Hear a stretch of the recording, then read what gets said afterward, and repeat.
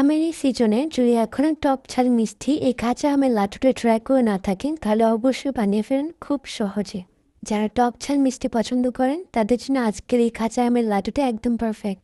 আসসালামু আলাইকুম everyone, welcome to ফ্রাহাস kitchen. আশা করছি সবাই ভালো আছেন। তো প্রথমে আমাদের লাগছে কাঁচা আম। আমি এখানে কিছুটা কাঁচা আম নিয়ে নিয়েছি। তারপরে এগুলোকে ধুয়ে একটা সুতি কাপড় দিয়ে মুছে এগুলো চামাগুলো আমরা ফেলে দিব।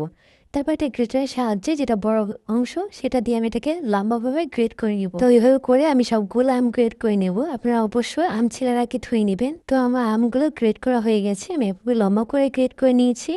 তারপর আমি এখানে কিছুটা পরিমাণ লবণ দিয়ে দিব। এটা লবণ দিয়ে গ্রেট করে আমগুলোকে মেখে 30 মিনিটের জন্য রেস্ট রেখে দিব, যাতে আম থেকে টক পানিগুলো বের হয়ে আসে। তো এটা রেস্টে দিয়ে এর মধ্যে মশলাটা রেডি করে নিব। তার জন্য লাগছে 5 ফোড়ন। আমি এখানে কিছুটা পরিমাণ 5 ফোড়ন নিয়ে নিয়েছি। তারপর দিচ্ছি আস্ত জিরা। এখানে আমি আস্ত জিরা কিছুটা পরিমাণ দিচ্ছি এবং দিচ্ছি শুকনো মরিচ। এগুলোকে দিয়ে আমি ভালো করে টেনে নেব। তারপর এটাকে ব্লেন্ডার অথবা আপনারা পাটায় বেটে নিতে পারেন। তারপর এটাকে রেস্টে রেখে দেবো। 30 মিনিট পর আমরা এখন আমগুলোকে চিপে রসগুলো বের করে নিব।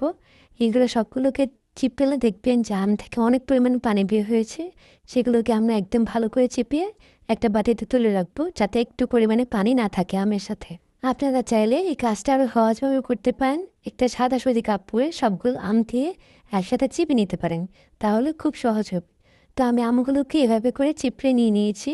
এই রসগুলো আপনারা অন্য কোনো কাজে ব্যবহার করতে পারেন।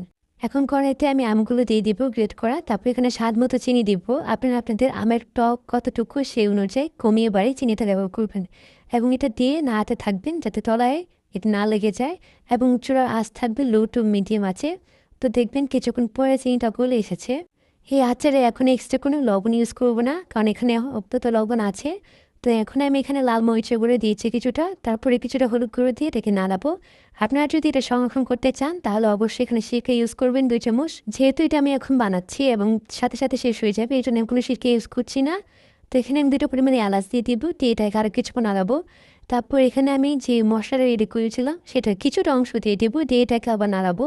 আপনারা কিছুক্ষণের জন্য ঢেকে রাখতে পারেন এবং অবশ্যই একটু পরপর নাড়িয়ে দেবেন, নাড়ার নিচে লেগে যেতে পারে।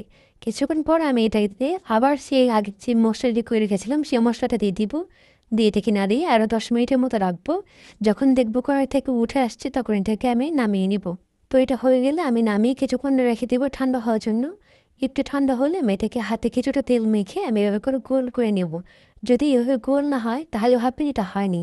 তো আপনারা আরও কিছুক্ষণ রান্না করে নেবেন। তো এভাবে করে আমি সবগুলো গোল করে নেব। তো হয়ে গেল আমাদের কাঁচা আমের টক ঝাল মিষ্টি লাড্ডু, যেটা কিনা ঘরে ছোট বড় সবাই খুব পছন্দ করবে এবং এতে বেশি করে বানিয়ে সংরক্ষণ করেও রাখতে পারবেন। যদি ভিডিওটি ভালো লাগে অবশ্যই সাবস্ক্রাইব করে লাইক দিয়ে কমেন্টে জানাবেন কেমন লেগেছে। ভালো থাকবেন, সুস্থ থাকবেন। দেখা হচ্ছে নেক্সট কোনো ভিডিওতে। আল্লাহ হাফেজ।